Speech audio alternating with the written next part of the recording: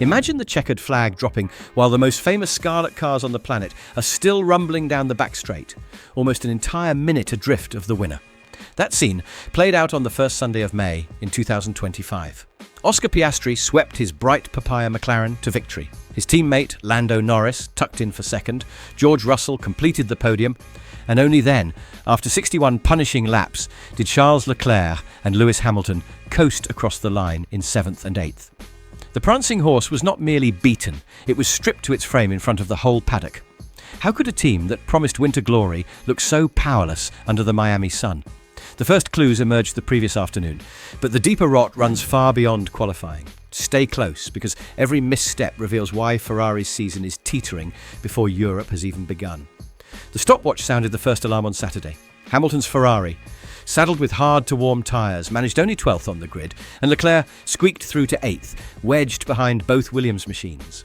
Seeing a Williams lock out row 3, while the iconic red cars sank into the midfield, was the kind of statistic that makes engineers swallow hard in the debrief. It was not a fluke. The SF25 is hypersensitive, a millimetre of ride height, a breath of wind, and its rear axle starts skating. As the heat haze shimmered over the asphalt, Ferrari mechanics trimmed wing angles and altered suspension shims, yet balance remained elusive. In the cool data room, those numbers spelled danger. But in pit lane, the issue was simpler. If pace could not be found on Saturday, Sunday would become damage control. And the team still hoped a bold tyre split could mask the underlying chaos. Race day strategy began with a gamble that looked clever on paper. Hamilton rolled to the grid on the hard compound, planning a long first stint and fresh mediums late. Leclerc did the opposite, attacking early on the yellow-banded tyres. Split plays sometimes win Grands Prix. In Miami, they exposed confusion. When the lights flicked out, Hamilton bogged down behind an unexpectedly quick Haas and burned lap after lap, searching for clear air. Leclerc, lighter on fuel yet burdened by tyre wear, found himself boxed behind the two blue Williams cars, machines that, for once, were genuinely faster in race trim.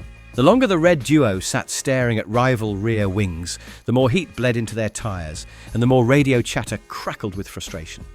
Momentum that should have propelled them toward Mercedes rookie Andrea Kimi Antonelli instead evaporated into brake dust. Underneath the glossy shell, the SF25 fights its drivers. The rear end snaps the moment the track bumps, and in Sector 2, the sweeping sequence that defines lap time at the Miami Autodrome. Temperatures spike. Engineers call it thermal runaway, drivers call it undrivable. Each push lap toasted the tyres, each cool down lap seeded seconds. At full fuel load, Hamilton radioed that he was burning rubber for nothing, and Leclerc reported rear sliding everywhere. Those messages were not theatrics. Data confirmed they were losing nearly 1 second per lap to Piastri out front. The faster the McLaren disappeared, the more obvious it became that Ferrari's winter promises were melting in spring humidity. Opportunity arrived in lap 30, disguised as misfortune for someone else. Oliver Behrman's Haas rolled to a smoky halt, triggering a virtual safety car.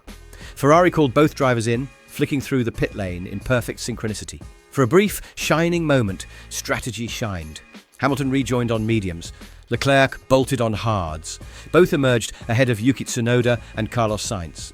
It should have been the launch pad for a charge toward Antonelli's 6th place. Instead, uncertainty crept over the radio. Hamilton's mediums were hotter, but Leclerc's hards were destined to last. Who should lead? The pit wall hesitated, requesting lap time confirmation, tyre feedback, and engine mode tweaks. Anything but a decisive call. 5 laps vanished. Antonelli, sensing reprieve, punched in personal bests and built a 2-second buffer. Inside those 5 laps, the chance to latch onto the Mercedes was lost. When Hamilton finally received instructions to let Leclerc through on lap 53, his tyres were hovering at the cliff. The over-temperature drop-off hit violently. The rear stepped out at corner exit, and every correction scrubbed more rubber. Leclerc, once unleashed, carved into the gap. But physics has no sympathy. 30 laps of clean air would have been needed.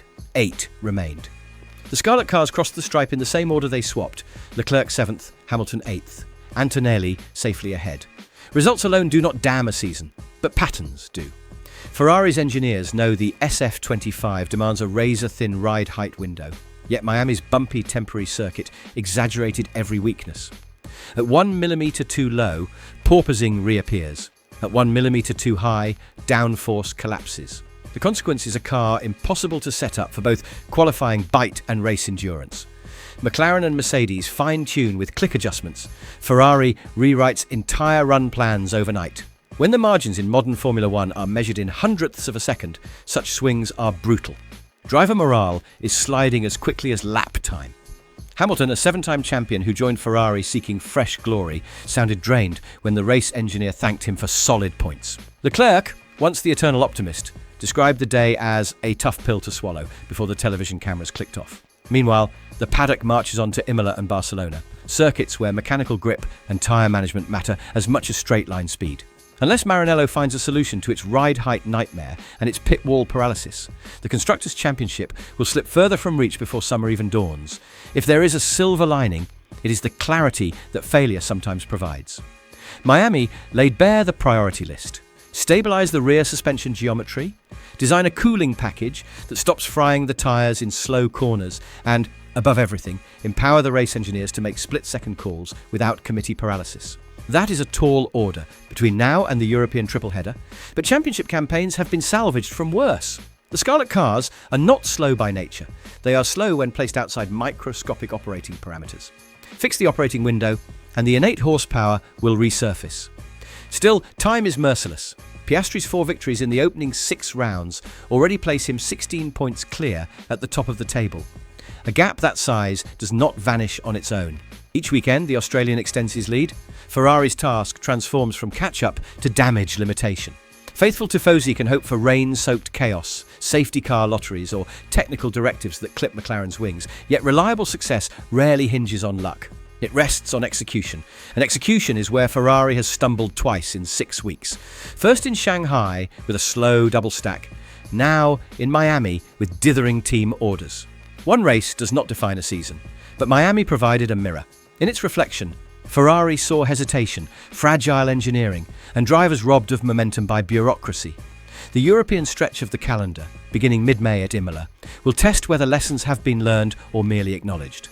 If the SF25 arrives with a calmer rear axle and a pit wall ready to act in real time, redemption remains possible. Should the same flaws reappear on home soil, we may be watching a bright red decline rather than a temporary stumble. Ferrari's crest still commands respect, but respect does not deliver trophies. The next fortnight in Maranello must be ruthless. Identify every millimetre that compromises performance and cut the processes that slow decision-making. Because when the lights turn green in Imola, the stopwatch will again speak the only language that matters: time. And time, as Miami proved, shows no mercy to legends living on reputation. So ask yourself, was Miami just an off day, or the first chapter in a larger story of missed opportunity? That answer will write itself over the next handful of Grands Prix. Until then, watch the space between the papaya McLarens and the Scarlet Ferraris. If it keeps stretching, you are witnessing the championship balance tilt for good.